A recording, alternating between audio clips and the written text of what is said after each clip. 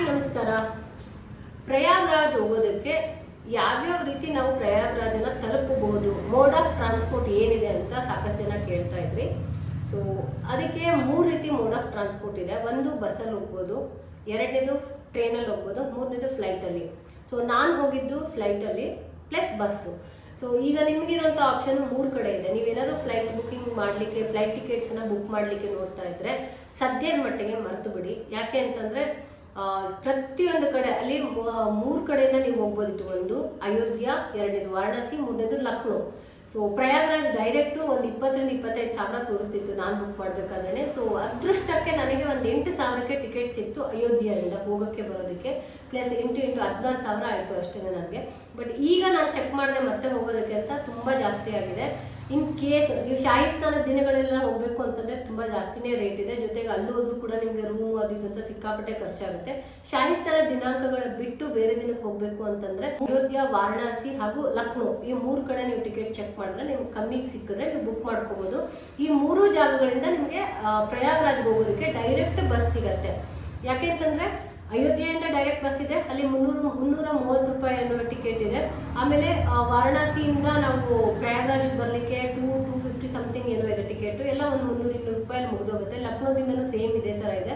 So ಈ 3 ಕಡೆಯಿಂದ ಫ್ಲೈಟಲ್ಲಿ ಬಂದರೆ ನೀವು ಅಲ್ಲಿಂದ ಬಸ್ ತೊಗೊಂಡು ಡೈರೆಕ್ಟಾಗಿ ಬರ್ಬೋದು. ಇನ್ನೂ ಒಂದು ಆಪ್ಷನ್ ಇದೆ, ಟ್ರೈನು. ಸೊ ನೀವು ಏನಾದ್ರು ಟ್ರೈನನ್ನು ಬುಕ್ ಮಾಡ್ಕೋಬೇಕು ಅಂತಿದ್ರೆ ನೋಡಿ, ಫೆಬ್ರವರಿ 26ರವರೆಗೆ ಅಂದರೆ ಶಿವರಾತ್ರಿ ಹಬ್ಬದವರೆಗೆ ಈ ಮಹಾಕುಂಭ ಮೇಳ ನಡೆಯುತ್ತೆ. ನೀವು ಹೋಗೋಂಥವ್ರು ಯಾರಾದರೂ ಬಯಸಿದ್ರೆ, ಇನ್ ಕೇಸ್ ಏನಾದ್ರು ಅಷ್ಟರೊಳಗೆ ಹೋಗಬೇಕು ಅಂತ ಇದ್ದರೆ ಟ್ರೈನ್ ಟಿಕೆಟ್ ಏನಾದ್ರು ಸಿಕ್ಕರೆ ಬುಕ್ ಮಾಡ್ಕೊಳ್ಳಿ. ಟ್ರೈನ್ ಮೂಲಕ ಹೋಗ್ಬೋದು. ಮುಖ್ಯವಾಗಿ ಏನಂತ ಅಂದರೆ ನೀವು ಯಾವುದೇ ಮೋಡ್ ಆಫ್ ಟ್ರಾನ್ಸ್ಪೋರ್ಟ್ ಯೂಸ್ ಮಾಡಿ ಅಲ್ಲೊಂದು ಸಮಸ್ಯೆ ಇದೆ. ಏನು ಅಂತಂದರೆ ಶಾಹಿ ಸ್ನಾನ ಸಮಯದಲ್ಲಿ ಒಂದಿನ ಹಿಂದೆ, ಒಂದಿನದ ನಂತರ, ಶಾಹಿ ಸ್ನಾನಕ್ಕೆ ಹಿಂದೆ ಮುಂದೆ ದಿನಗಳೇನಿದೆ 2 ದಿನಗಳಲ್ಲಿ ಟ್ರೈನ್ಗಳನ್ನು ಅಂದರೆ ಟ್ರೈನ್ ಯಾವ್ಯಾವ ಸ್ಟಾಪಲ್ಲಿ ಇಳಿತಿರಲ್ಲ, ಮೇನ್ ಪ್ರಯಾಗ್ರಾಜ್ ಏನಿದೆ ಅಲ್ಲಿ ಆ ಒಂದು ಜಂಕ್ಷನ್ಗಳಲ್ಲಿ ಸ್ಟೇಷನ್ಗಳನ್ನು ಕ್ಲೋಸ್ ಮಾಡಾಗಿರುತ್ತೆ. ಜೊತೆಗೆ ಟೆಂಟ್ ಸಿಟಿ, ಕುಂಭಮೇಳ ನಡೀತಾ ಇರೋಂಥ ಸಿಟಿ ಏನಿದೆ ಹೊಸದಾಗಿ ನಿರ್ಮಾಣ ಮಾಡೋದು, ಅಲ್ಲಿ ಯಾವುದೇ ರೀತಿ ವೆಹಿಕಲ್ ಅಲೋ ಮಾಡೋದಿಲ್ಲ. ನೀವು ಅವಾಗ ನಡಿಲೇಬೇಕಾಗತ್ತೆ. ಒಂದು ಹಂತದವರೆಗೆ ನಿಮಗೆ ಆಟೋಗಳು ಸಿಗುತ್ತೆ. ಅದಾದಮೇಲೆ ಕುಂಭಮೇಳದ ಒಳಗಡೆ ಬರೋದಕ್ಕೆ, ಅಥವಾ ನೀವು ಯಾವ ಸೆಕ್ಟ್ರಲ್ಲಿ ರೂಮ್ ಮಾಡಿರ್ತೀರ ಅಥವಾ ಯಾವ ಸೆಕ್ಟ್ರಲ್ಲಿ ಉಳ್ಕೋಬೇಕು ಅಂತಿರ್ತೀರ, ಸಂಗಮಕ್ಕೆ ಬರಬೇಕಾದ್ರೂ ಅಷ್ಟೇ ನಿಮಗೆ ಯಾವುದೇ ರೀತಿ ಆಟೋ ವ್ಯವಸ್ಥೆ ಅಥವಾ ಬೈಕ್ಗಳ ವ್ಯವಸ್ಥೆ ಇರೋದಿಲ್ಲ.